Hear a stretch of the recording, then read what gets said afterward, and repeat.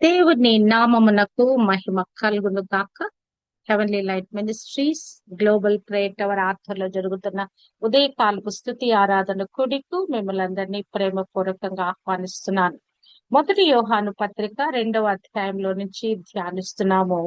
మరి యోహాను భక్తుడు మరి ప్రభు యొక్క ఆజ్ఞలను, ప్రభు యొక్క హృదయాన్ని, ప్రభు ఉపదేశించిన విషయాలని మరలా ఇక్కడ ఉటంకిస్తూ తనదైన శైలిలో మనతో మాట్లాడుతున్నాడు.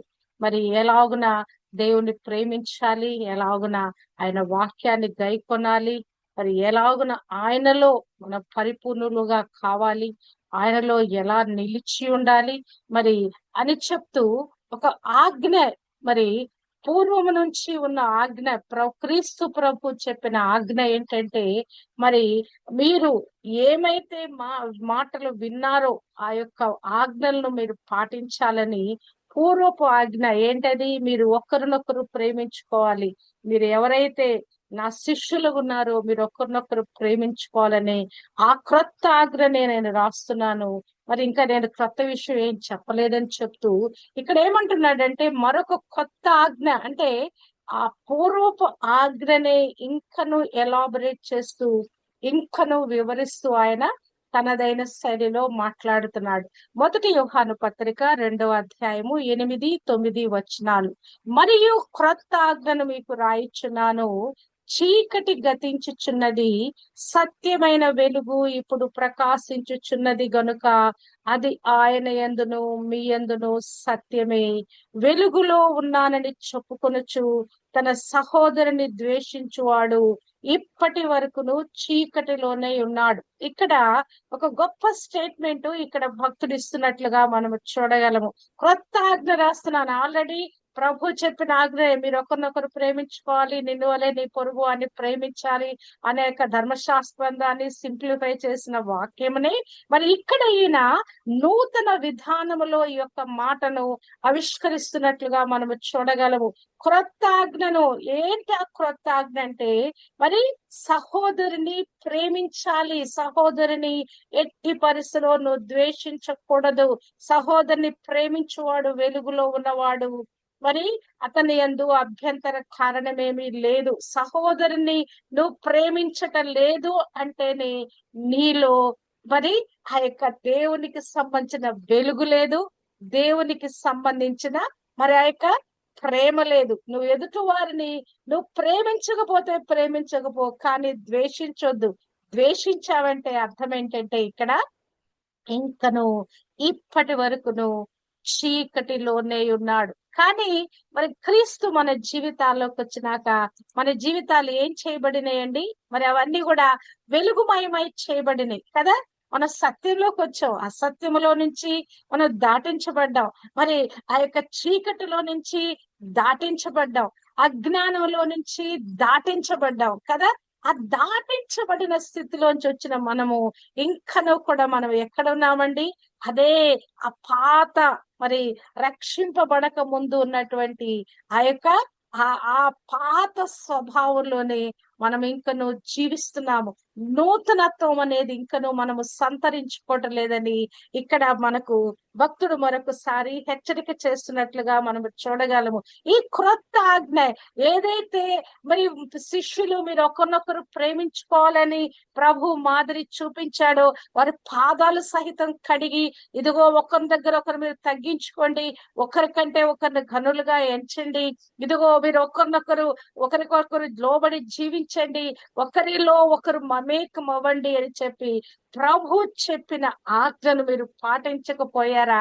ఆ ఆజ్ఞను మీరు పాటించకపోయారా? ఏమవుతున్నారు? మీరు చీకటిలోనే ఉంటున్నారు. అంటే తొలి క్రైస్తవులకు ఈ మాటలు రాస్తూ మరి మరి యొక్క యోహాను మనతో మాట్లాడుతున్నట్లుగా చూడగలం. శిష్యులు మరి ఆ యొక్క క్రీస్తు యొక్క పరివర్తనాత్మక ప్రేమను ప్రతిబింబిస్తూ ఆ యొక్క ప్రేమలో ఆ ప్రాధాన్యత ఎంత, ఆ ఒకరినొకరు ప్రేమించినది ఎంత ప్రాధాన్యమైన విషయం అంటే మరి అది ఆ వారి విశ్వాసములో వారు ఎంతగా లోతుగా వెళ్ళాలంటే వారిలో ఎక్కడ కూడా ద్వేషము అనేది ఉండటానికి వీలు లేదు.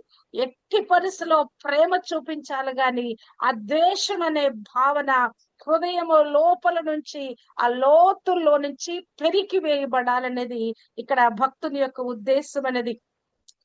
క్రీస్తులో సత్యము ఇక్కడ ఏమంటున్నాడు, మీరు ఎక్కడ నిలిచి ఉన్నారు, మీరు సత్యములో నిలిచి ఉన్నారు. మరి మీ కొత్త ఆజ్ఞనిస్తున్నాను, చీకటి గతించుకునేది సత్యమైన వెలుగు ఇక్కడ ప్రకాశించుచున్నది అంటే గనక ఆ సత్యమైన వెలుగులో మనం ఉన్నామంటే ఆ సత్యం ఎవరండి? క్రీస్తు ప్రభు యొక్క ఆజ్ఞ యొక్క సత్యము క్రీస్తులో, అంటే ఆయనలో మూర్తిభవించున్నది. అది మన జీవితాల మీద ప్రతిఫలించాలని ఇక్కడ మరి మనకు అర్థం చేస్తున్నట్లుగా మనం మనం అర్థం చేసుకోవచ్చు. అంటే క్రీస్తులో ఏది సత్యంగా ఉన్నదో విశ్వాసులమైన మనలో అది రిఫ్లెక్ట్ కావాలండి. క్రీస్తు ప్రేమ సత్యము మానవునిలో ఒక పరివర్తన తీసుకొస్తుందండి. పరిశుద్ధాత్మ యొక్క మరి ఆ పరిపూర్ణతలోకి నడిపిస్తుంది. పరిశుద్ధాత్మ ద్వారా మనం క్లెన్సింగ్ చేయబడే ఆ ప్రాసెస్ లోకి వస్తా ఉంటాము. అంటే వ్యక్తిగత మరియు సామూహికంగా మనము ఈ అనుబంధంలోకి అంటు కట్టబడాలని. అంటే చీకటి తొలగిపోయింది అంటే అర్థం ఏంటి? మనలో ఉన్నటువంటి ఆ పాపానికి సంబంధించిన, అజ్ఞానానికి సంబంధించిన, ఈ లోకపు నైతిక భ్రష్టతకు సంబంధించిన ఇవన్నీ కూడా ఏవైతే బైబిల్ గ్రంథంలో ఇది మీరు చేయకూడదు, మరి శరీర కార్యాలు ఇట్టి విధంగా ఉన్నాయి, వీటినన్నిటినీ మీరు విసర్జించాలని చెప్పిన మాటలను మనం ఏం చేయాలి? ఆ యొక్క మరి చీకటి నుంచి వెలుగులోకి వచ్చినట్లుగా ద్వేషము నుండి ప్రేమతో నింపబడాలని ఇక్కడ మాట్లాడుతున్నట్లుగా మనం చూడగలము. అంటే ఈ చీకటిని విడిచిపెట్టుట అంటే ఈ యొక్క పవిత్రీకరణ ప్రక్రియ మన లోపల జరుగుతూనే ఉండాలి. అంతేకాదు క్రీస్తు రాకడ కొరకు మనము సిద్ధపడుతూ ఉండాలి. ఇప్పటికే నిజమైన వెలుగు ప్రకాశిస్తుందంటే క్రీస్తు ప్రభు వెలుగై ఉన్నాడని తను తాను చెప్పుకున్నాడు. ఆయన ఎద్దుకు వచ్చిన మనం కూడా వెలుగుమయంగా చేయబడ్డాము. అంటే ఈ వెలుగు అనేది మనని సత్యానికి మరి మార్గదర్శకత్వంగా మన ముందుకు ప్రోత్సహిస్తున్నట్లుగా మనము చూడగలము. ఇప్పటికే వెలుగు ప్రకాశిస్తున్నది అంటే గనక దేవుని యొక్క రాజ్య వ్యాప్తి కొరకు మనము ఆ యొక్క వెలుగులో నడవాలని ప్రోత్సహించబడుతున్నాం. యెషయా గ్రంథకర్త ఒక చక్కని మాట రాశాడండి. మా యొక్క పరిచర్య యొక్క పిలుపు కూడా మరి యొక్క వాక్యములో ఉన్నది. లెమ్ము, తేజరిల్లుము, మరి వెలుగు నీ మీదకు వచ్చినది, యెహోవా మహిమ నీ మీద ఉదయించును. అంటే ఈ యొక్క చీకటి నిండిన ఈ జీవితంలో మరి ఆ వెలుగు కొరకు వెలుగు మయంగా చేయబడటానికి మనం ఏం చేయబడాలండి? తేజరిల్లాలట. లెమ్ము, తేజరిల్లుము, నీకు వెలుగు వచ్చినది. నీవున్న చీకటి పరిస్థితిలో నుంచి, నీవున్నటువంటి అంధకారమైనటువంటి ఆ మానసిక స్థితిలో నుంచి, నువ్వు ఏదైతే సహోదరుని ప్రేమించలేని దుస్థితిలో ఉన్నావో ఆ కుమరి ఆ చతికిలబడిన స్థితిలో నుంచి నీవు లే.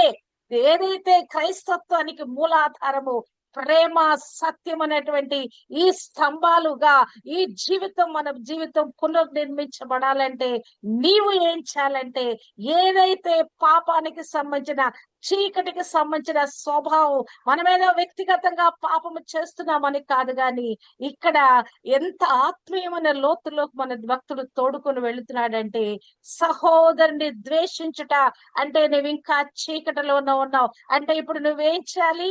ఆ చీకటి స్థితిలో నుంచి నువ్వు తిరిగి లేవాలి. నీకు వెలుగు వచ్చినది, చీకటి మరి నీలోంచి వెళ్ళిపోవాలి. క్రీస్తు వెలుగు తాకిడి నీ మీదకు వచ్చిందంటే ఆ వెలుగు పైన సర్ఫేస్ వరకేనా? లేదండి, ఆ వెలుగు లోపలికి చొచ్చుకుపోద్ది. దేవుని వాక్యం అనే వెలుగు, దేవుని వాక్యం అనే జీవము, దేవుని వాక్యం అనే శక్తి, ఆ రెండంచుల వాడగల ఖడ్గము మన లోపలికి వెళ్ళిపోద్దండి. పెనట్రేటుకుంటూ వెళ్ళిపోద్ది. ఇంకెదుటి వారిని ద్వేషించడానికి మనలో అవకాశము ఉండదు. కానీ మనం ఏం చేస్తున్నామంటే ఆ వెలుగుకి మనము చోటు ఇవ్వట్లా, ఇంకా మనది అనేది మనం కొంచెం పెట్టుకుంటా ఉన్నాం. కదా. క్యాన్సర్ యొక్క స్వభావము అది ఎట్లా స్ప్రెడ్ అవుతుందో తెలుసా? ఆ యొక్క క్యాన్సర్ ఒక చిన్న కణంతో ప్రారంభించబడింది. అదేం చేయబడుద్దంటే మరి గ్రాడ్యువల్ గా అది కణాలన్నీ కూడా మల్టిప్లై అవుతా ఉంటాయి, అది విస్తరిస్తా ఉంటది. ఒక చిన్న కణము ఉద్భవించిన ఆ కణము అది ర్యాపిడ్ గా అది లోపల గ్రోత్ అయిపోతా ఉంటది. ఒక సెల్ 2 సెల్స్ గా, 2 సెల్స్ 4 సెల్స్ గా అది అట్లా విజృంభిస్తూ విస్తరిస్తా ఉంటదండి. ఈ ద్వేషం కూడా మన లోపల ఇలాగనే ఆ రాచపుండు లాగా, ఆ క్యాన్సర్ లాగా, ఆ వ్యాధి లాగా మనలో ఇది స్ప్రెడ్ అవుతుందండి. ఈ ద్వేషానికి సంబంధించిన ఇది కట్ ఆఫ్ చేయకపోతే కదా, క్యాన్సర్ కి ఏం చేస్తారు? మొట్టమొదటిగా దాన్ని ఆపరేషన్ చేసి తీసేస్తారు. ఆ గడ్డని తీసివేసిన తర్వాత అక్కడ రేడియేషన్స్ ఇస్తారు కదా, కీమోథెరపీ ఇస్తారు, రేడియేషన్స్ ఇస్తారు. అది ఇంకెన్నటికీ స్ప్రెడ్ కాకుండా అవయవానికి తప్పించి మరొక అవయవానికి పాకకుండా అక్కడ ఏం చేస్తారండి? అక్కడ అంతటితో దాన్ని రేడియేషన్ ఇచ్చి ఎలక్ట్రిసిటీ పంపించి అక్కడ వేడి పంపించి అవన్నీ కణాలన్నీ మాడిపోయేటట్లుగా చేస్తారు కదా.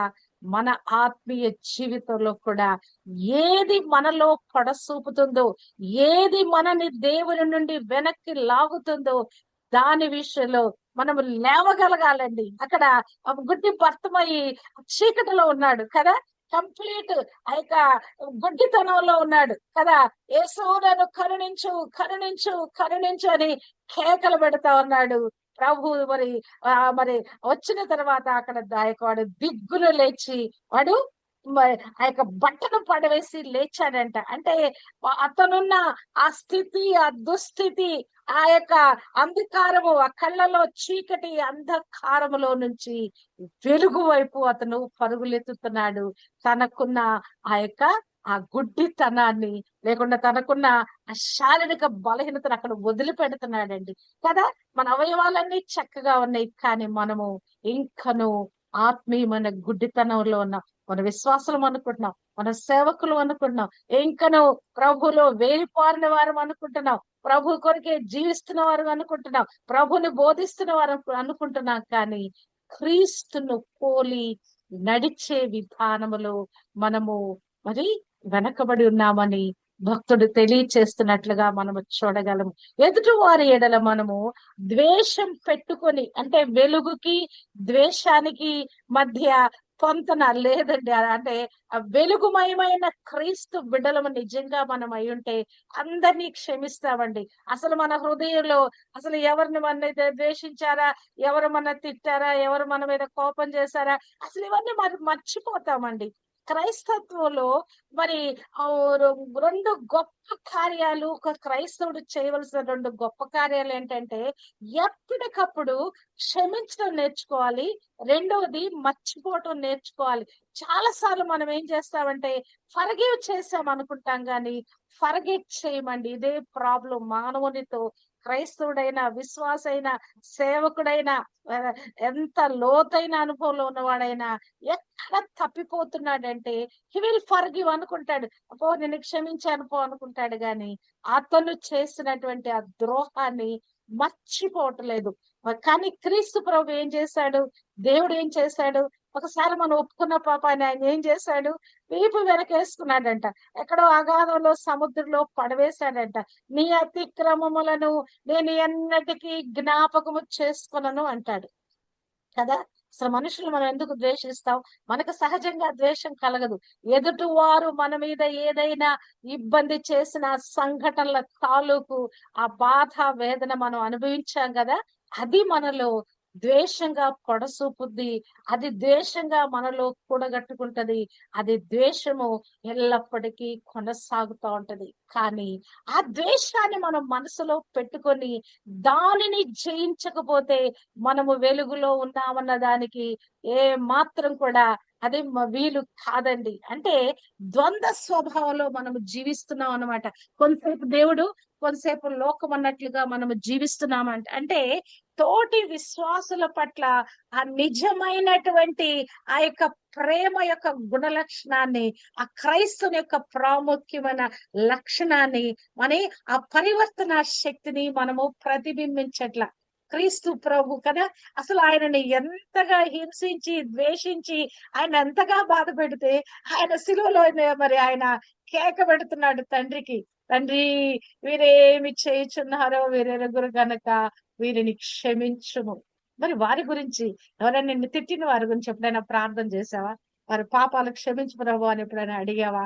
వారిని మరి వారు తెలుసో తెలియక మాట్లాడారులయ్యా అని ఎప్పుడైనా నువ్వు దేవుని యొద్ద నీ ప్రార్థనలు, వ్యక్తిగత ప్రార్థనలు నువ్వు జ్ఞాపకం చేసుకున్నావా? ఇక్కడ చీకటి వెలుగు, ద్వేషము ప్రేమ అనేది క్రైస్తవ జీవితానికి మరి ఒక ఆలంబనగా, లేకుంటే క్రీస్తు ప్రభు యొక్క మాదిరిగా, క్రీస్తు ప్రభు యొక్క పోలికలో మనము నడవాలని ఇక్కడ చెప్తున్నట్లుగా మనము చూడగలము. అంటే ఆధ్యాత్మికంగా మన లోపల జ్ఞానము ఆ ఉదయించే కొలది సత్యములోనే జీవించాలి, ప్రేమలోనే జీవించాలనే భావన మనలో పెరుగుద్దండి. క్రీస్తులో మనం జీవించే కొలది ఇక మనలో ఇక అబద్ధానికి చోటు ఉండదు, లేకుంటే ద్వేషానికి మనలో చోటు ఉండదు. అంటే అబద్ధం లేకుండా మనం జీవిస్తాము ఖచ్చితంగా.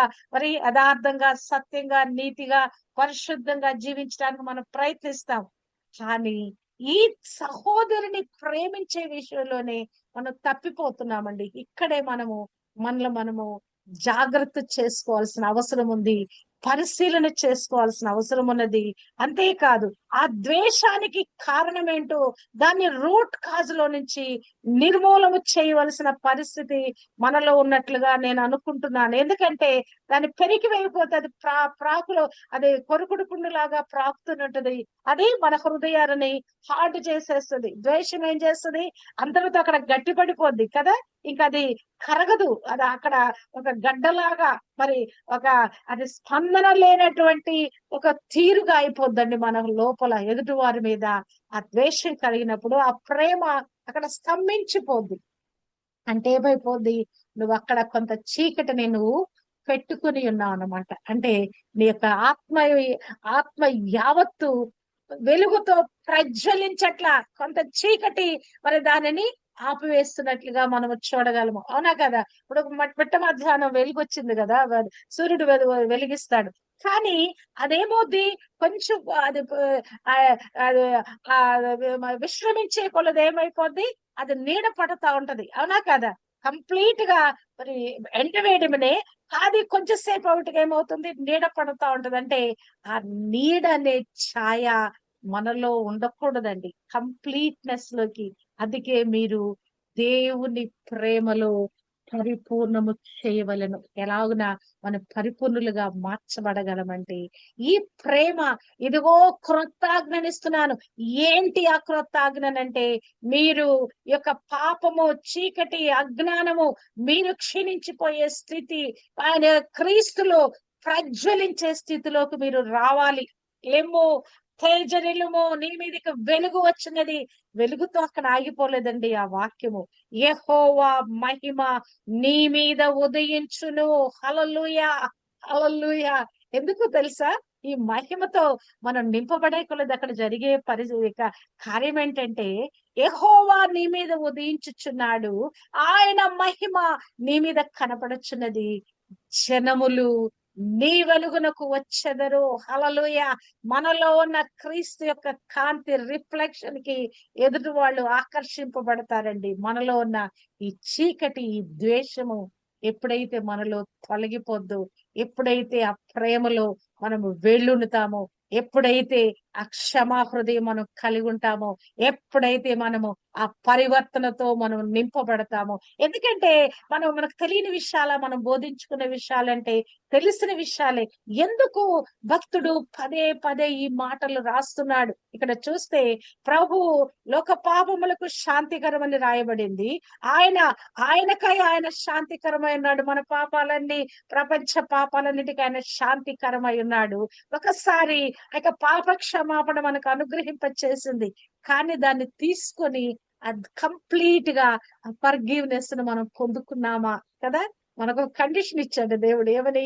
పరలోక ప్రార్థన నేర్పిస్తూ, మీరు ఎదుటి వారి అపరాధములను క్షమించినడలా మీ అపరాధములను క్షమించును.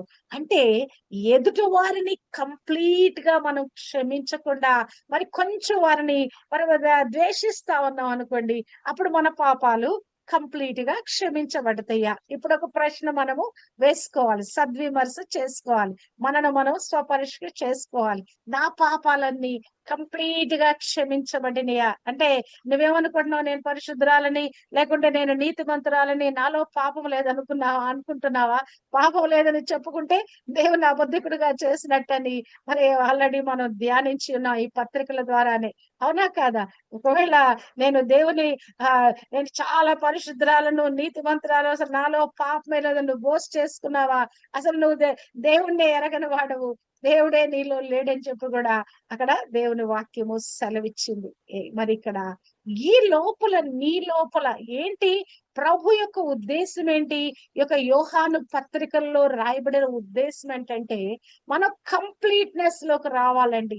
మచ్చ, ముడత, డాగులేని ఆ నిష్కళంకమైన వధువు వలె మనం మార్చబడాలి. మన లోపల ప్రభు కైష్టమైనది అనేది ఏది కూడా ఉండదు కదా. కదా, ఆయన రక్తము మన క్లెన్స్ చేస్తా ఉన్నది, ఆయన ఆత్మ మన పరిశుద్ధ పరుస్తా ఉన్నది. మనం నీతిమంతులుగా చేయబట్టమే కాదు, పరిశుద్ధతను సంతరించుకోవాలి, పరిశుద్ధతలో మనం కొనసాగాలి. ఈ పరిశుద్ధతే మనలను ఎక్కడికి తీసుకెళ్తుంది? ఎత్తబడే గుంపులోకి తీసుకుని వెళుతుంది. ఇంకా నీ లోపల ఈ ద్వేషానికి సంబంధించిన ఏది పెట్టుకున్నా ఇక్కడ ఏమవుతుందండి, మనకు ఒక అబ్స్టికల్ వచ్చేస్తుంది.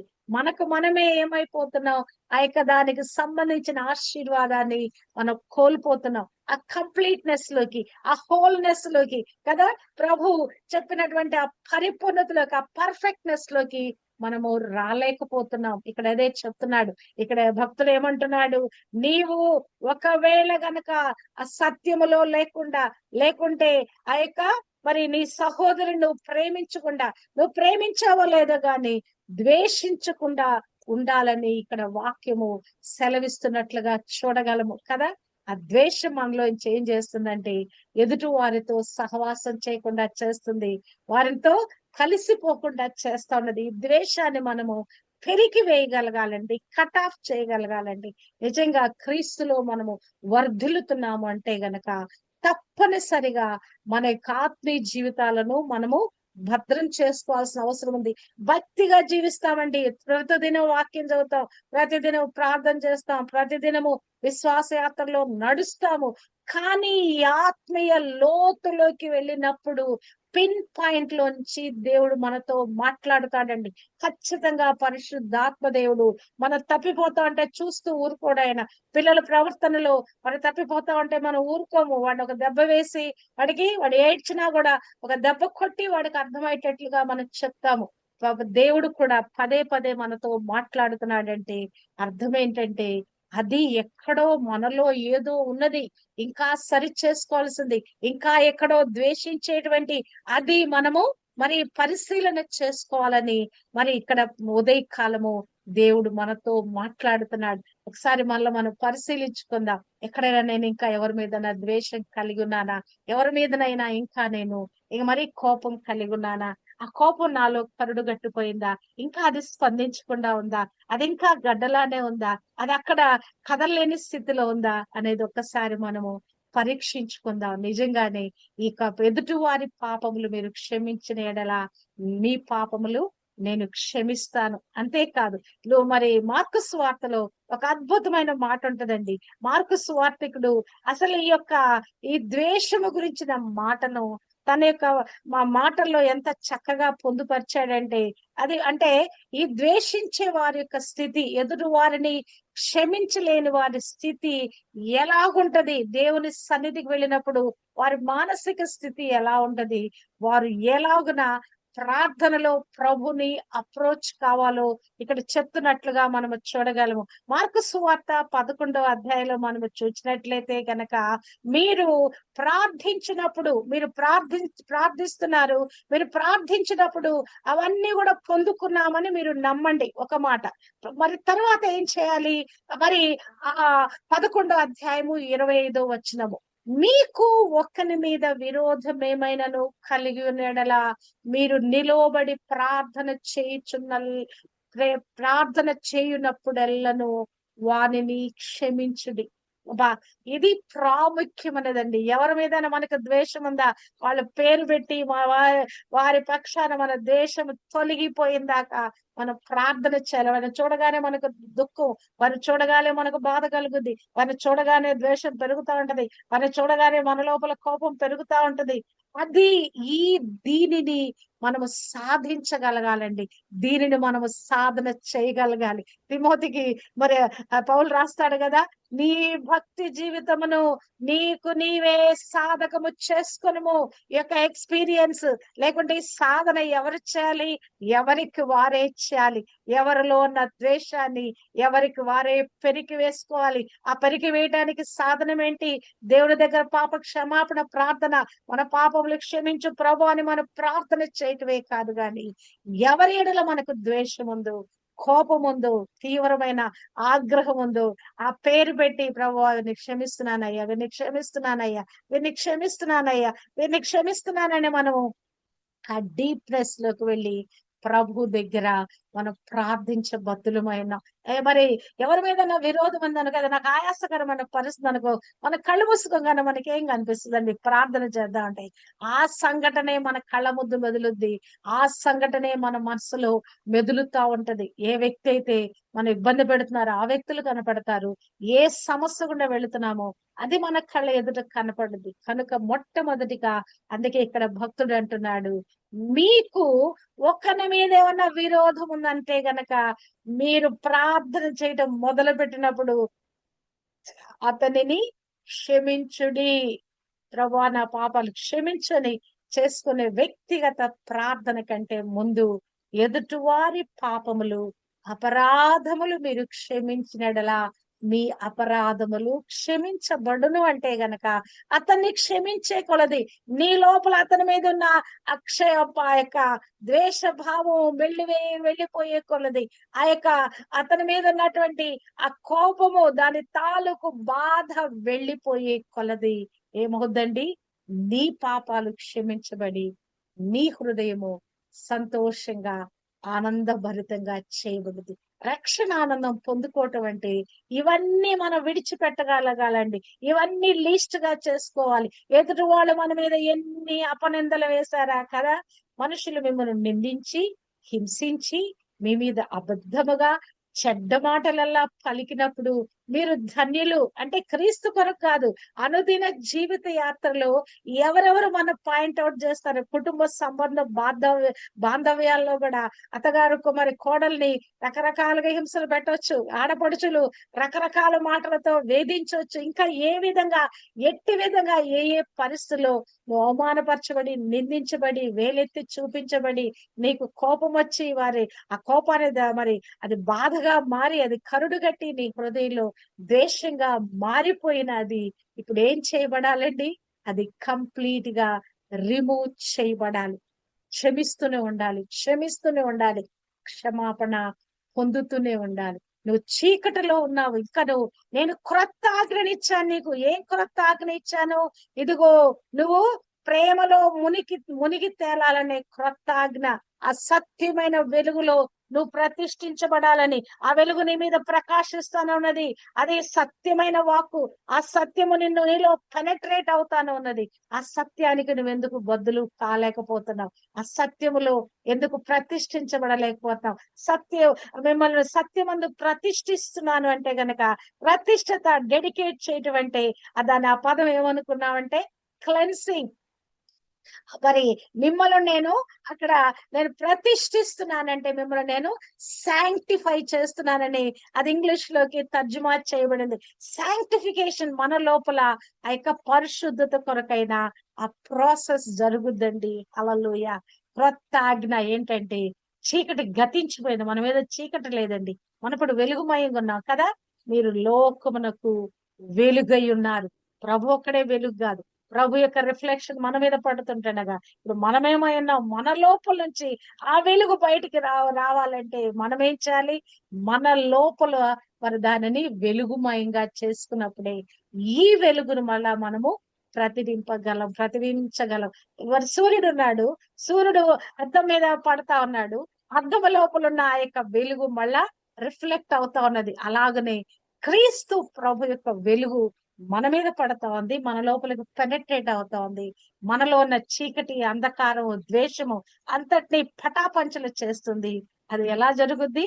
అది మన సమ్మతితోనే జరుగుద్ది. మనం ఆ సమ్మతించాలి దానికి. క్రీస్తు వెలుగు మన మీద పడినప్పుడు, మనలో పెనట్రేట్ అయ్యి ఆత్మకార్యము జరిగిస్తున్నప్పుడు మనం ఏం చేయాలి? ఈ ద్వేషాన్ని విడిచిపెట్టడానికి మనం ప్రయత్నించాలి. దాన్ని ఇంకా పట్టుకొని ఉండకూడదండి. మన క్రైస్తవ జీవిత యాత్రలో అన్నిటిని కూడా విడిచిపెట్టాలి. కంప్లీట్ గా మనం మర్చిపోవాలి. కంప్లీట్ గా ఫర్గివ్నెస్ చేయాలి. ఇది నువ్వు చేయకపోతే నిజమైన క్రైస్తవుడు కాదు కదా.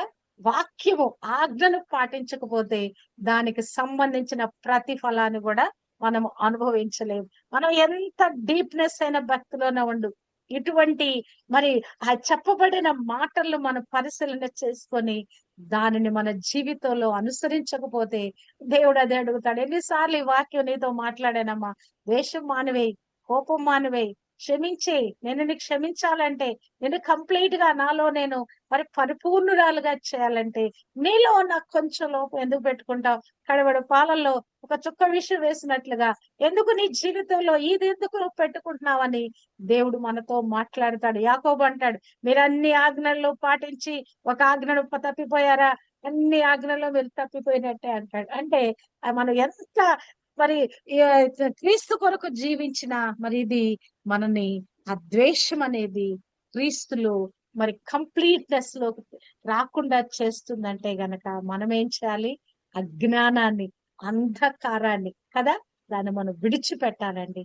అప్పుడు అహం అనే దాన్ని మనము విడిచిపెట్టాలి. మనిషి యొక్క అజ్ఞానము ఎక్కడైనా ఇమిడి ఉందంటే గనక అహంలో ఇమిడి ఉన్నది గనక ఈ అహాన్ని మనము బద్దలు కొట్టాలండి. నేను అనే అహాన్ని మనము బద్దలు కొట్టగలగాలి. అప్పుడే మన యొక్క జీవితాలు వెలుగుమయంగా మార్చబడతాయి. ఆ చీకటి వెలుగుగా ట్రాన్స్ఫార్మ్ అవుద్ది. లెమ్ము తేజరిల్లుము, వెలుగు నీ మీదకు వచ్చినది, యెహోవా మహిమ నీ మీద ఉదయించును. దేవుని యొక్క మహిమ తాకిడి నీ జీవితంలో, నీ అంతరంగంలో నుంచి అది నీ ముఖంలో ప్రతిఫలిస్తుంది. నీ జీవితంలో అది ప్రస్ఫుటంగా కనపడుద్ది. నీ అనుదిన జీవిత యాత్రలో సంతోష సమాధానాలతో నింపబడతావు. ద్వేషం వెళ్ళిపోయినప్పుడు గొప్ప సంతోషం వస్తుందండి, గొప్ప ఆనందం కలుగుద్దండి, చాలా హాయి కలుగుద్ది, తేలికైపోద్ది మన శరీరము, మన మనసు తేలిక బదులుతున్న అసమాధానం తొలగిపోతే ఎట్లయిపోద్దండి? మనం చాలా ఫ్రీ అయిపోతాం, చాలా తేలికైపోతాం. గనక మనం చీకటిలో లేము, వెలుగులో ఉన్నాము కనుక ద్వేషించొద్దు. మనం మరి ఏదైతే వాక్యం మనకు బోధించబడుతుందో ప్రేమిద్దాం, ప్రేమలో వేరుపారదాం, ప్రేమతో నింపబడదాం. ప్రేమ మనలో జాలువారునట్లుగా, ప్రేమ మనలో నిండుగా వేరుపారి మనలో నుంచి ప్రేమ మరి పొంగి పొర్లి ప్రవహించునుగాక. సమస్త దోషాలను, సమస్త వ్యతిరేకతలను క్షమించి మనము క్రీస్తు కొరకు ఆ సత్యములో శాంక్టిఫై చేసిన వారిగా, ఈ వాక్యములో ప్రతిష్ఠించబడిన వారిగా చేయటానికి దేవుడు తన కృప మనకు అనుగ్రహింప చేయును గాక. ఆమేన్.